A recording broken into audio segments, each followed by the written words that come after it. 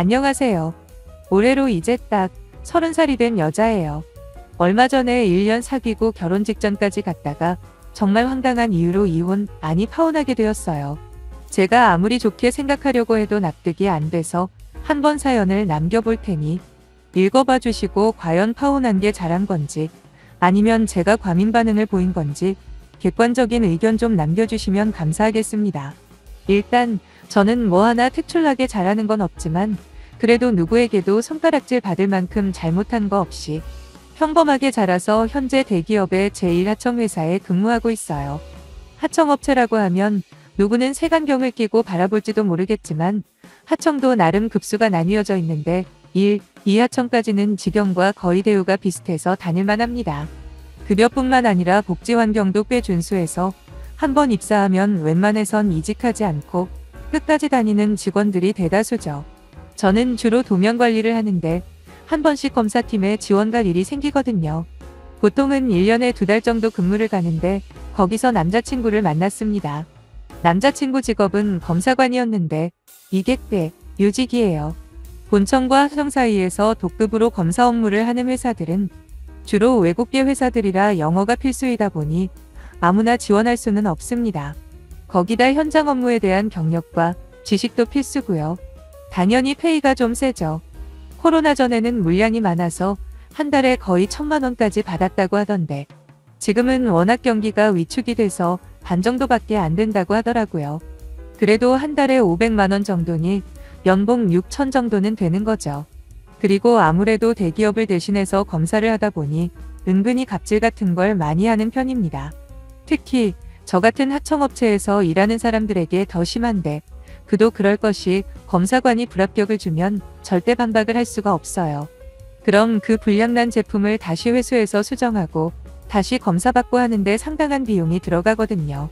그래서 예전에 한창 경기가 좋을 때는 일부러 하청업체 소장이나 반장들이 검사관이 발령이 나면 데리고 나가 소위 접대라고 하죠. 유흥업소에서 술도 사 먹이고 또 심할 때는 돈도 몇 푼 찔러주고 했다는데 요즘은 그런 거 아예 없어졌다고 하더군요.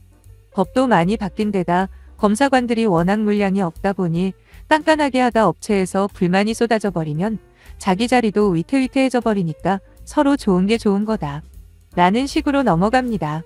전 남친이 검사관으로 발령받았을 때 저는 마침 검사 업무 지원을 하고 있었는데 회식 자리에서 고백을 받아 사귀기 시작했죠. 남친은 참 강단 있는 사람이었어요. 직영이던 하청이던 아닌 건 아니고 맞는 건 맞는 거다. 아는 사람이건 모르는 사람이건 정말 원칙대로 검사를 했고 처음에는 바늘로 찔러도 피 한 방울 안 나올 독한 인간이라는 평판도 조금씩 일 잘하는 사람이라는 좋은 소문으로 바뀌기 시작했거든요. 그런데 사귄 지 6개월이 지났을 때부터 저희 친정에서 결혼은 언제 하냐, 남자친구 집에는 찾아갔냐 물어보시는 겁니다. 결론은 괜찮은 남자인 것 같으니 더 재지 말고 빨리 결혼하라는 거였죠.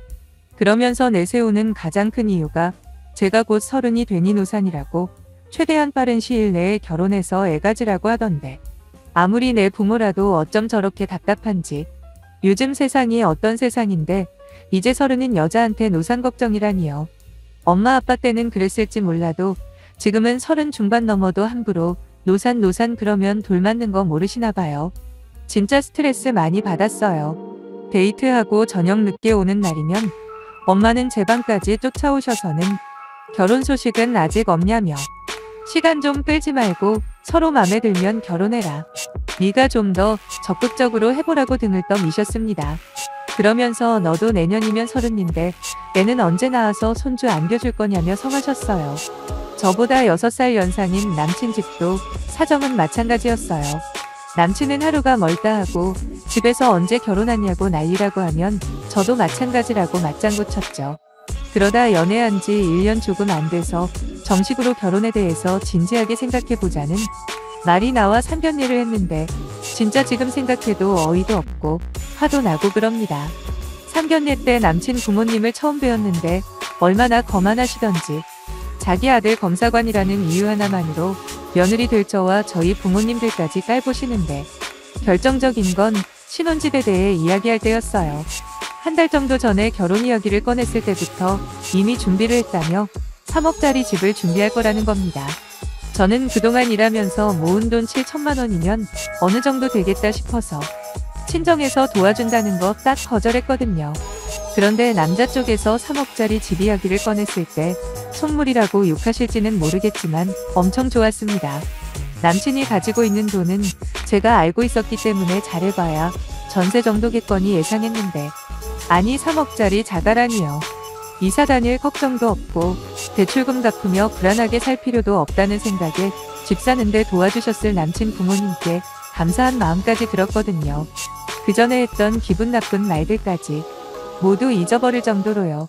그런데 집 이야기를 하시면서 제게 일한 지가 얼마나 됐는데 겨우 7천밖에 못 모았냐고 하시질 않나. 저희 부모님께 요즘은 딸 시집 보낼 때 못해도 1억은 보태는 게 기본이던데 형편이 많이 어려우신가 봐요? 하면서 대놓고 무시하질 않나. 슬슬 3억짜리 집이고 뭐고 기분이 나빠질 무렵 상견례는 끝났습니다. 화를 낼 타이밍을 못 잡아 그냥 돌아온 게 화가 나서 남친한테만 전화로 막 퍼부었네요. 아무리 집 해오는데 도움을 주셨어도 그렇지 너무 매너 없는 거 아니냐. 아무리 그래도 사돈될 분들인데 뭐가 그렇게 불만이셔서 모욕을 주시냐. 3억에 비할 바는 아니지만 내가 준비한 7천이면 그래도 웬만큼 혼수 예단 다 할 수 있는데 뭘 더 바라시는 건지 모르겠다. 등등 있는 짜증 없는 짜증 다 부렸네요. 근데 이상하게도 남친은 제 짜증을 다 받아주며 오늘 일은 정말 미안하고 나중에 따로 장모님께 잘 말씀드린다며 꼬리를 팍 내리더라고요. 원래 이런 사람이 아니거든요. 특히나 자기 가족에 대해서는 아무리 잘못한 게 확실해도 일단 핑계부터 대고 보는 사람인데 갑자기 철이 들었나? 하고 그냥 넘어갔습니다. 거기다 남친 어머니가 유독 자기 아들에 대해서 자부심이 강했는데 남친은 처음부터 검사관이 되려고 일을 한 게 아니었어요. 조공이라고 하죠. 특별한 기술 없이 도와주는 사람 말이에요. 그걸로 시작했는데 일하면서 틈틈이 영어 공부, 자격증 공부 열심히 병행해서 검사관이 된 아주 드문 경우라 남친 어머니는 그때도 저랑 비교하면서 개천에서 용났다고 얼마나 자랑을 하시는지 모릅니다. 그래요. 맞는 말이긴 해요. 아무래도 바닥부터 시작해 검사관이 된 사람은 거의 없으니까요. 자랑할 만하죠. 하지만 자기 아들 자랑만 하면 될 것을 제가 하청업체 소속이라는 걸 꼭 꼬집어 비교할 필요는 없지 않나요? 거기다 우리 부모님도 다 있는 자리에서 말이에요. 남친 어머니는 우리 아들이 좀 독하다. 남들 다 현실에 만족하고 안주할 때 우리 아들은 이악 물고 한 계단 또 한 계단 올라간 거 아니겠냐며. 이런 말하기는 뭐하지만 며느리 될 아이도 이런 건 좀 배워야 할 부분이다. 하청업체에서 뭐 평생 일할 생각이 아니면 자격증이라도 따서 더 좋은 데로 옮길 계획을 짜놔야 한다. 그래야 나중에 자식 보기에도 안 창피하다. 하시는데 이건 정말 뭘 몰라도 한참 모르고 하는 소리예요. 제가 남친 월급이 500 정도라고 했죠? 저 한 달에 월급 250 받습니다. 딱 반이죠. 하지만 여기에 함정이 있어요. 남친은 외국계 회사랑 직접 계약이기 때문에 4대 보험? 없습니다. 퇴직금? 없습니다. 그냥 500이 전부예요. 개인 사업자 형태로 계약을 하거든요. 그런데 남친과 달리 저는 4대 보험에 퇴직금에 거기다 분기별로 상여금 나오고요. 그리고 마지막으로 연말에 성과급까지 나오는데 다 더하면 남친 월급이랑 그리 크게 차이도 안 납니다. 그런데 저렇게 뭘 알지도 못하면서 자기 아들에 비해서 한참 모자른 상대 취급을 하는 게 그저 딱할 뿐이죠. 그래도 이제 조금 있으면 결혼해서 시어머니가 되실 분이고 멀리 떨어져 있으니 부딪혀봐야 몇 번이나 만나겠나 싶어서 그냥 흘려듣고 말았습니다. 하지만 진짜 문제는 따로 있었으니 남친이 신혼집 매매 끝났다고 보러 가자길래 신나는 마음으로 갔어요. 생각보다 넓고 깨끗하길래 각종 가전드비치 정하고 벽지 장판 등 최대한 예쁘게 꾸미려고 이곳저곳 둘러보고 있었는데 남친 입에서 청천벽력 같은 이야기가 흘러나오더라고요. 우물쭈물거리면서 할 말이 있다길래 갑자기 왜 분위기 잡냐며 장난식으로 말했죠. 그랬더니 고개를 푹 숙이며 이 집 대출 기고 샀어. 전부 내 돈으로 산 게 아니야. 하대요? 딱 그때까지만 해도 대출이라고 해봐야 3억에서 한 몇천만 원 정도 되는 줄 알았죠. 그런데 생애 첫 주택 대출이라는 게 있대요. 거기서 집값의 70% 대출받고 거기서도 조금 모자란 1,000만 원은 신용대출까지 받았다는 겁니다. 그럼 순수하게 남친이 지급한 돈은 딱 8,000만 원이라는 계산이 나오는데 한숨이 나오더라고요. 저보다 딱 1,000만 원 더 해오는 거예요. 그러면서 그렇게 생색을 낸 겁니다. 거기다가 저랑 저희 부모님 깔보는 자기 부모 보고 있었으면서도 아무 말도 안 했던 남친이 얼마나 혐오스럽던지 폭발하기 직전이었지만 그래도 확실하게 다시 한번 짚고 넘어가자는 생각에 물어봤습니다. 그럼 이 집 3억 중에 2억 1,000만 원은 은행 대출이고 1,000만 원은 신용대출이라는 거냐고 하니 남친은 그렇다며 한 달에 원금이자 합쳐서 210만 원이라는 것까지 친절하게 알려주길래 바로 소리를 지르면서 욕 날려줬네요. 너무 심한 욕이라 여기에 쓰기도 어려울 정도예요. 머릿속에 떠오르는 모든 욕을 퍼부으며 당장 파혼이라고 하고 나왔는데 남친이 따라 나와 제 손을 꽉 잡더라고요. 집까지 사놨는데 무슨 파혼이냐고.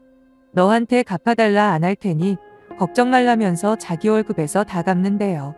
이건 또 무슨 개소리죠? 제가 돌았냐고. 결혼하면 네 월급이나 내 월급이나 그 돈이 그 돈이지. 네 월급에서 갚으면 뭐가 달라지냐. 대출 갚고 남는 300만 원이면 네 연봉 6천이 아니고 4천도 안 되는데 니네 부모님이 그렇게 아들 잘났다고 유세 떨 때 왜 가만히 있었냐며. 거기다 니네 어머니도 참 웃기다. 뻔히 집 대출로 산 거 알면서 뭔 아들 자랑을 그렇게 하시고 진짜 너도 너희 부모님도 정말 염치 없는 사람들이다. 하고 큰 소리를 내며 난리를 쳤더니 이 찌질한 남친은 다른 건 반박 못하면서 자기 부모님 욕은 하지 말라더라고요. 그래서 그냥 그 집 너하고 부모님 모시고 행복하게 잘 살라 하고 집으로 왔습니다. 씩씩거리면서 들어온 저를 본 엄마가 무슨 일이냐고 물었고 저는 토시 하나 안 틀리고 있었던 일 그대로 말씀드렸죠. 영락없이 엄마도 그러더군요. 아니 그래놓고 우릴 그렇게 개무시를 하다니 하시면서 어쩔 줄 몰라 하셨고 나중에 아빠도 엄청 극대노를 하셨네요. 그 후로 남친은 딱 한 번 더 만났습니다. 어차피 회사에서 계속 마주쳐야 할 사이이기에 무조건 모른 척하는 게 더 어려울 듯 싶어 확실하게 끝내자 하는 마음으로 만났는데 남친은 어차피 결혼하고 살다가 집을 사도 그 정도 대출은 받는 거 아니냐며 자기가 무슨 큰 죽을 죄를 지었다고 파혼까지 하냐고 억울해하길래 바로 그 억울해하는 태도 때문에 파혼한다고 아주 친절하게 설명을 해줬습니다.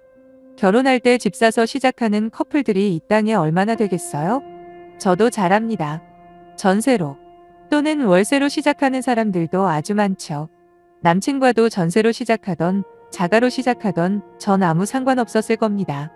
하지만 집 사온다는 핑계로 며느리 될 저와 사돈이 될 저희 부모님을 그렇게 공개적으로 무시하는 예비시 부모와 그럴 자격이 없는 걸 뻔히 다 알면서도 아무 말 안 하고 옆에서 지켜만 본 남친이 도저히 용서를 할 수가 없더라고요.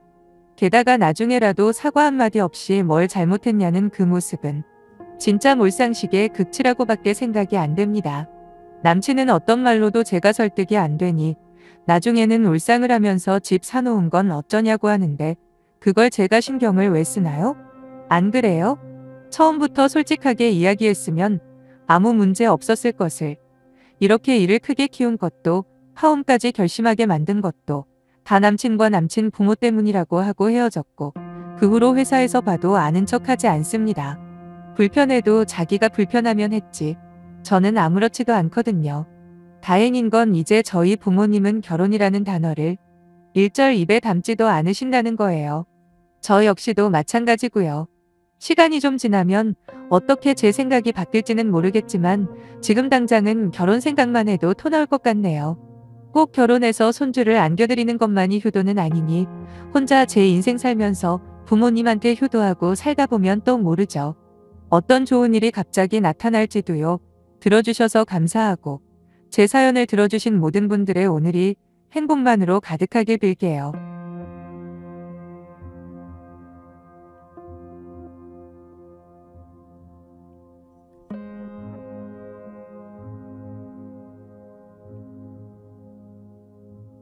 저는 경상북도에 살고 있는 30대 중반 여성입니다.